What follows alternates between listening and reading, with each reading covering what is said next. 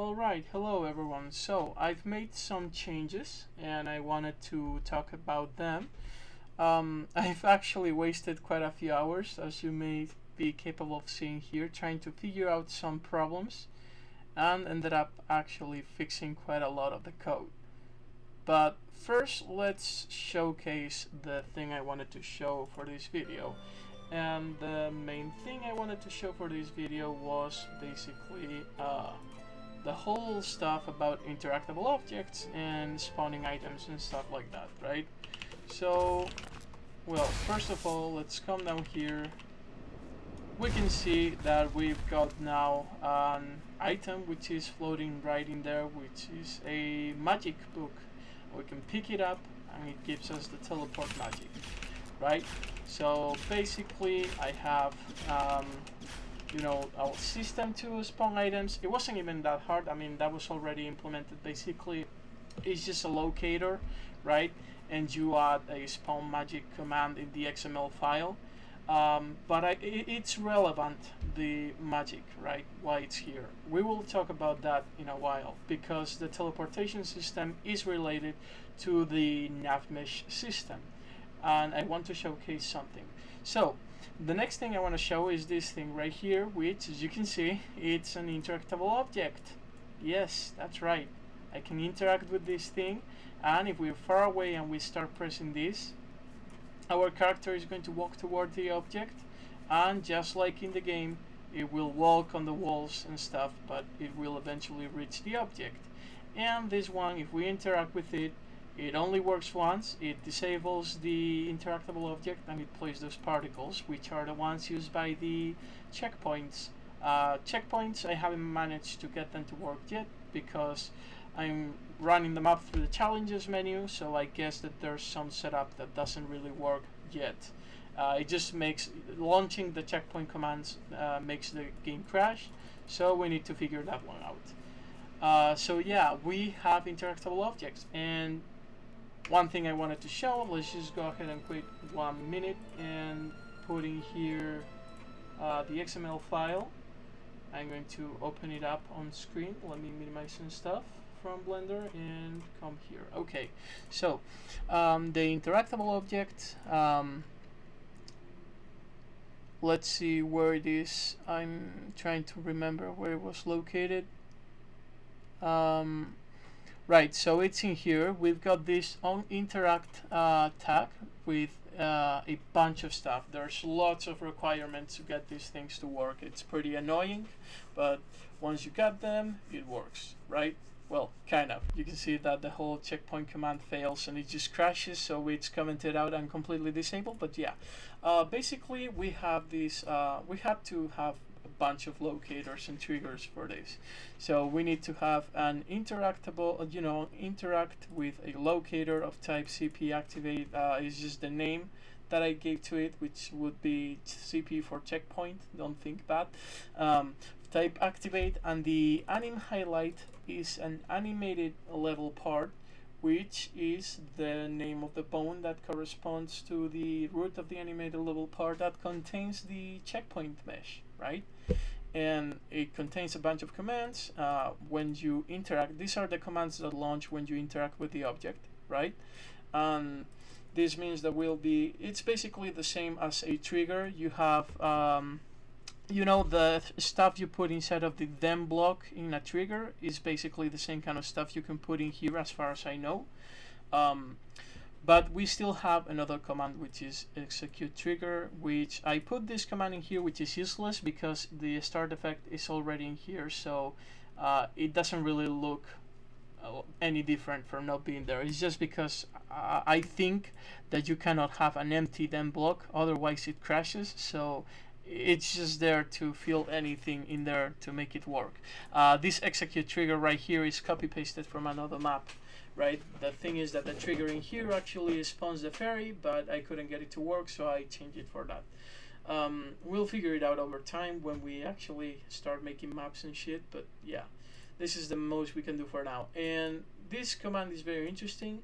The disable POI if you look at the leftover FEX files from the original game files, we got, if we open them in 3ds Max, there's plenty of references to POI, right? I'm gonna call it POI from now on, but you know, POI. And I don't know what POI really stands for, but I think it's like Player Object Interactable or something like that. I suppose, I don't know, I'm not sure, but it's basically used to refer to objects that the player can interact with, right? So yeah, those are the POIs, the interactable objects. And that's all there really is to the interactable object. The thing is that we've got a command somewhere here that I don't remember which one it was. Oh yeah, disable POI, it's true. If we go ahead and remove disable POI, right? Or we could disable POI and execute trigger, and here have a delay on the execute. I think we can type delay equals like 2.0, for example, right, or something like that. We could make an interactable object that you interact with it, maybe it pops up dialog and you have to wait like 5 seconds to be able to interact with it again or whatever, right? But if we disable the disable POI thing and we go back into the game, you will be able to see that our interactable object can be interacted with multiple times, right? So let's kill this guy over here, just for fun. And when we go over here, we can interact with it, and it's infinitely interactable, right? And you see that those effects that are of type instant, they will always launch instantly, so we can use them as many times as we want. So basically this is a way to make your interactable objects work forever, right? Just don't disable the POI, or you can disable the POI and use a delay and maybe enable a different one. So you might have something like a lever that goes up and down, right? So you play the animation and you play it in reverse or whatever the fuck, right? Like there's so many things that we can do. So yeah, the next thing I wanted to show, right, is this thing right here, which was the teleport that I was talking about, right? So I know it's kind of unrelated to the topic of this video, but let's just talk about it for a while because I think it's very relevant. And that is that if we teleport around the map, right, you can see that the whole thing works. That's because there's a nav mesh in the map, which is what the game uses to determine in what areas the player is allowed to be teleported to. That way we don't teleport ourselves out of bounds, right? We can't teleport into the lava because there's not enough mesh on top of the lava, basically, right? And that's one of the reasons why we cannot really use teleport even if we're here, because there's no nav mesh in there, right? So it takes us to the nearest point. Anyway, what I wanted to show apart from that, by the way, is the following, which is that if we try to teleport into a wall, right, you will see that it teleports us to the other side, just like in the base game, right? So this is very common for anyone who has played Magicka. They may know that anytime you try to teleport into a building, you just get teleported to the other side, right? And no matter how much you try, you will never do so, unless you find some places where the nav mesh is not properly located. For example, because the system is not perfect, obviously, but for example, one place in the base game where this happens is when you enter the Dwarven Ruins, the stairs where you find the after you fight the jetties and then enter the first doors that have the funny animation where they open like, you know, an automatic door from a store. There's some staircases there where you are going to walk into the place and a beholder comes out, right? Basically, those stairs, if you aim correctly, and it's pretty easy to do, you can clip into the place, right? And I can showcase that in a while if I remember later. But yeah, there's a few places in the base game where you can clip into things, but in this map you will see that things are working pretty nicely, and I can't clip. And here I have like a little hiccup because the nav mesh is too close together, but the character gets bumped out of the mesh, so it's properly programmed, right? And here is the thing I wanted to showcase. If we try to teleport here, you can see we're out of the house. Why? Because this house, the nav mesh is completely covering the entire house. There's no path going around. So this is one of those places where it's being wrongly calculated right? Where it's being wrongly made, sorry, not calculated, like the calculations are correct. It's just that it's purposefully built wrongly so that I can showcase what can happen when you do things the wrong way, right? So you can see that I can clip into the building just fine, and well, it could be interesting for a bunch of, I don't know, Easter eggs or whatever. And this object right here, by the way, also suffers the same problem, and if you get stuck, you may not even be able to walk until you teleport again. So yeah, be careful with that. So to showcase what it looks like inside of Blender, we're gonna go here.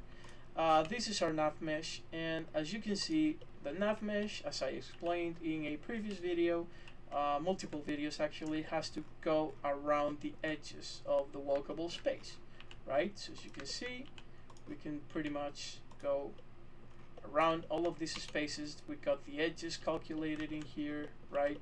Because we did a Boolean operation, but we didn't do it in this house. So right here, the nav mesh is entirely going into the house, and there's no space where the game says, hey, you cannot navigate in here. So this is going to be bad because the AI are going to get confused and they're going to walk into the wall, and also because the teleport spell is going to allow you to teleport into the building, right? And the same problem happens in here and here. So that's why it's very important, since we don't really have that many advanced and fancy automation tools yet. It is very important for you to remember to update your nav meshes always, right? So obviously the way we could go about updating this thing would be, for example, doing more Boolean operations, or we could, always conserve your base mesh and your cut mesh. So this one right here is a plane, and this one right here is a mesh with boxes used to make a cut on that plane, right? And if we go over to modifiers, we can see it in here, and what we did was duplicate this mesh and apply it, and this is where our real nav mesh was, and these ones are disabled on the export option, right? It's not the best way to do it, but it is pretty good for a manually managing the nav mesh kind of system, right? So basically we would just go ahead and, well, this would be the nav mesh plane. Let's rename it to something better, and this is the nav mesh cutout, right? And this one right here is the nav mesh final, and let's just put a C in front of it to put it at the end. And the nav mesh final we're gonna delete because it's the old nav mesh. We could modify this one, right, manually, or we could automate the process again. So basically, let's go ahead. In the future, obviously, I will allow it to make it easier. You will be able to have the cut option, the cut mesh with export disable, and this one with export enable, and the modifiers would automatically get applied on export, and that would make things so much faster, right?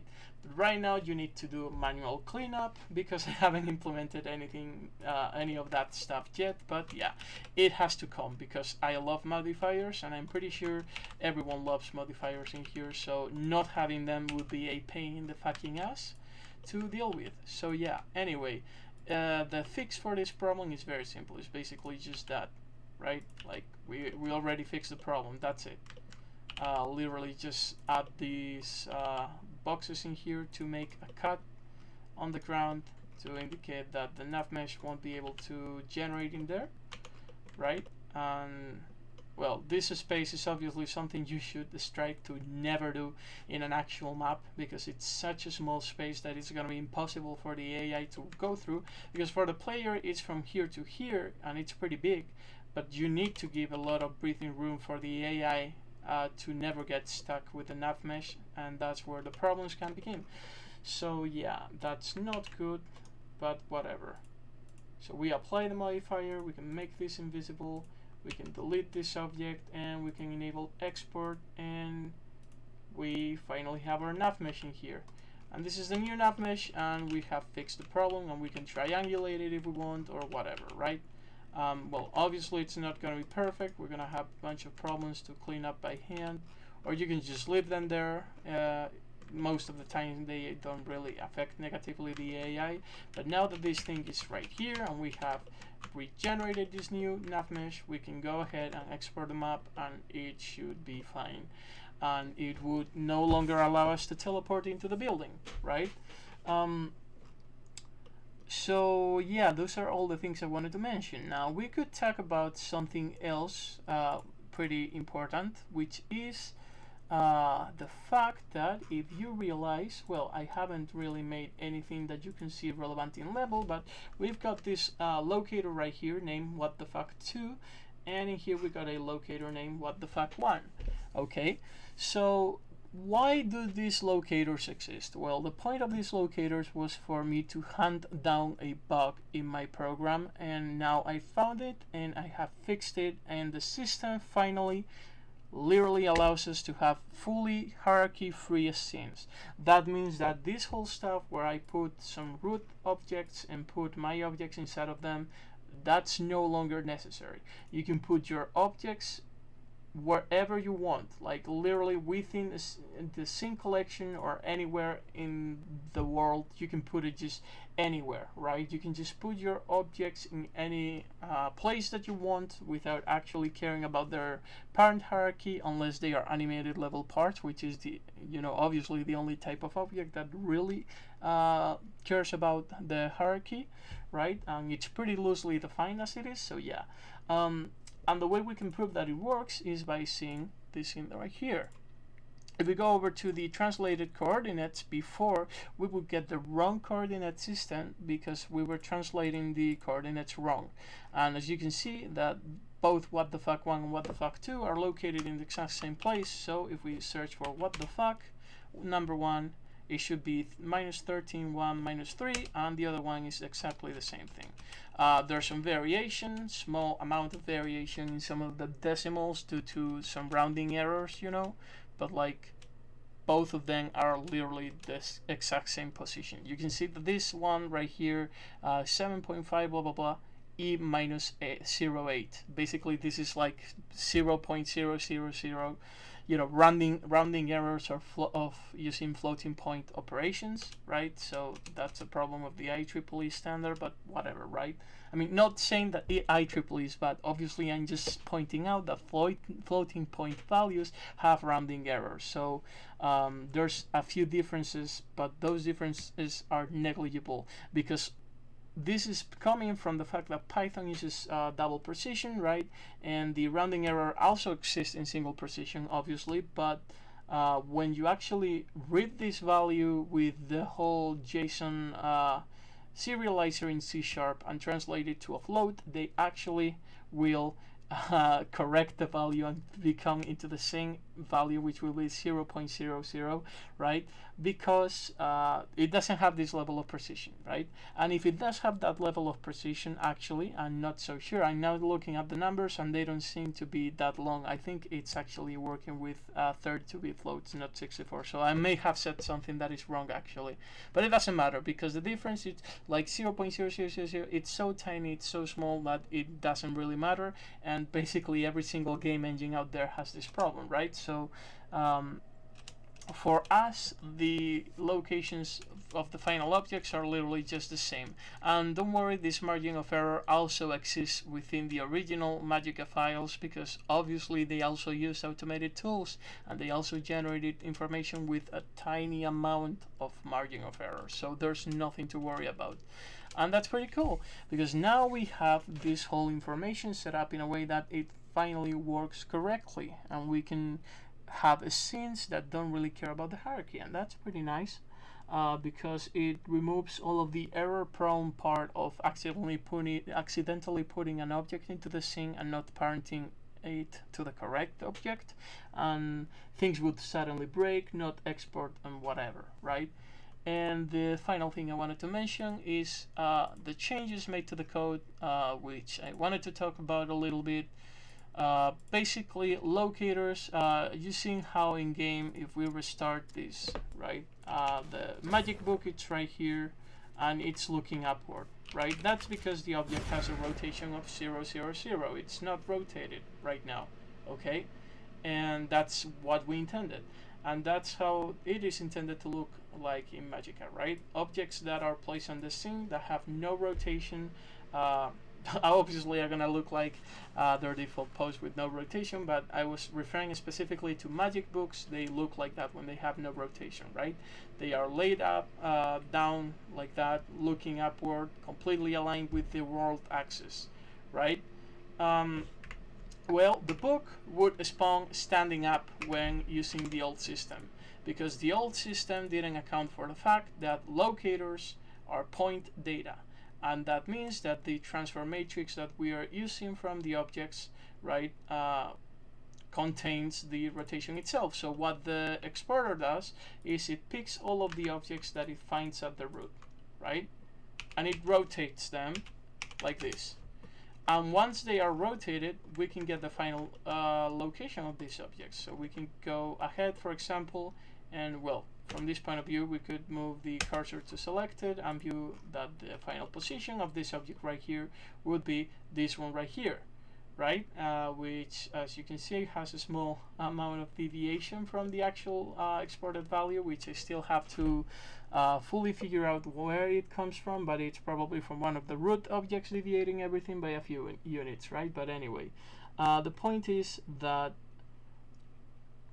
when you do this rotation, right, the object itself, if we go to look at it, right, it appears to have 90-degree rotation right here. You can see it. That's bad, right? Because this rotation right here is telling the exporter that this object is going to have its transform matrix with a 90-degree rotation within it.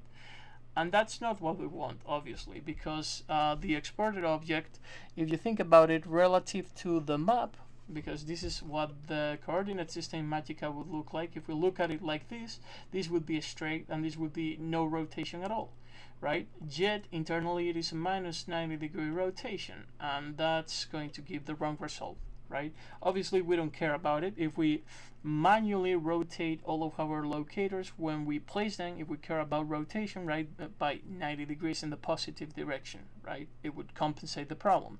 But that's extra hassle for the user, right? And you may say, well, just get rid of the rotation. We can't, because we want to preserve local rotations. For example, something like this, right? You want the book to appear a little bit rotated. Well, you would no longer be able to do it if you disable rotations, right? And then you ask, okay, but why not just pick the local rotation rather than the global rotation? And I would say, yeah, kind of a good idea, but not exactly the solution. Why? Because meshes that are root models that appear in the global scope, they do need to keep their rotation, their global rotation, right? Because even if we simulated having some imaginary root object and calculated all of the coordinates relative to it, the positions and scale would be still correct, but the rotation would now be relative to Magicka's system, which would be great for locators, but it would be bad for meshes, because meshes don't put any transform data into the Magicka, direct into Magicka directly, right, in its mesh format. But what they do is have a bunch of vertices that need to be placed with the coordinates in Magicka's coordinate system, right? So if we remove the rotation, when we actually translate the vertices from Blender's local coordinate system to the global coordinate system, we will get it into the C app coordinate system, right? So basically our resulting world will look like this, and this is wrong, right? Because the locators are rotated properly, but everything else, including collisions, would be rotated to look like just in Blender, right? So we need to actually preserve this rotation and pass it through to be able to compute the real vertex location, because vertices don't contain their rotation. It doesn't make sense for vertices to have a quote-unquote rotation, right? And the other objects, since they move vectors to calculate the orientation, we don't care about that.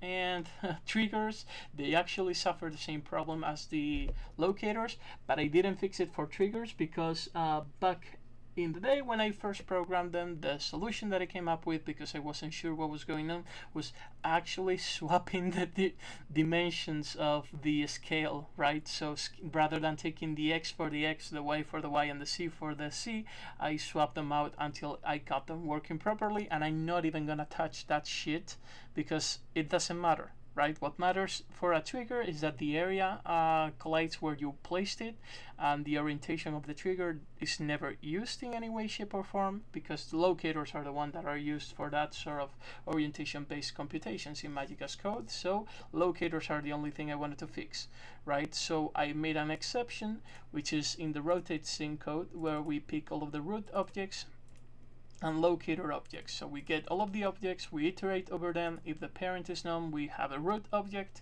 Otherwise, we have to check if it's a, you know, a locator object, right? And then when we have all of the root objects, we rotate them in the global coordinate system, and then we rotate the locators in their local coordinate system, right? And part of the bug with the what the fuck locators was in the fact that the global rotation was actually calculated with this, which I thought was correct, but I just made some tests and it actually I have no idea what it actually does. There is no documentation in the Blender page about this function. So I'm starting to guess it's probably working in a weird way where it's like local coordinates, but for some reason, if you pause the process and recalculate the matrices, it looks like it rotated globally, because that's the result if you actually call the rotate function and you don't unrotate the scene, right? So that's pretty weird. I don't know why it works like that. I must be misunderstanding the purpose of this function, but basically, yeah, I just started using the rotation matrix directly by hand, and it fixed every single fucking problem I had. So yeah, it is what it is. And yeah, that's pretty much all there is to it. So as you can see, when we rotate the scene objects in one angle, the locators have to be rotated in the opposite direction, and that's it. That's all there really is to it. There's a small amount of margin of error when it comes to the precision of these operations, but it is 100% working. So yeah, it's pretty nice. It's finally it's finally at a place where I would say that we could potentially make a pretty nice map in Magicka. So I'm pretty happy with the way things are looking. Yeah. Now before we get out of here, I'm going to make a final test that I know you all want to see, or maybe you don't, but this is something that I've been thinking about for a while, and it is what happens if we try to teleport when we're on the far reaches of the world and the only nav mesh is far, far away. Does the game know to take us to the closest position, or does it have a stroke, or does it crash? What happens, right?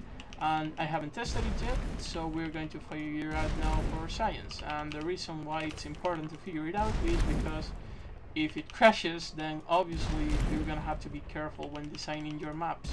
If it doesn't crash, then it is great because you can do anything you want. So let's go. It basically takes us to the closest point, which is really good actually. It makes me really happy because it means that we have nothing to worry about and our maps are not going to crash randomly if people teleport really far away. But it also means you have to be careful if you make something that has a big area where you need to be able to teleport, because that means you could potentially be skipping extremely large chunks of the map, and by skipping those chunks you could potentially be breaking sequence breaking, or allowing for crazy speedrun strats in your maps or whatever, right? You just gotta be careful with what you're doing because you never know what unintended feature you implement in your map. So yeah, I'm pretty happy with the way things are going. I think this is pretty much almost done. So yeah. Thanks for watching. And I'll be seeing you in the next video where I'll be trying to figure out more stuff. I'm not sure what I might want to implement now, but probably I would go for releasing the tool now that it's working in a state that I'm actually pretty much satisfied with it. Like, I think it's 100% usable now. There's no problems, no hiccups. I just gotta clean up Magicka Pop so that you can enter a few commands by hand rather than rewriting the code every time you want to change something. And after that, I could just release them and calmly work on adding new features and publishing them on the GitHub repository. So it's pretty good. I think this is really nice. So yeah, thanks for watching and see you in the next one.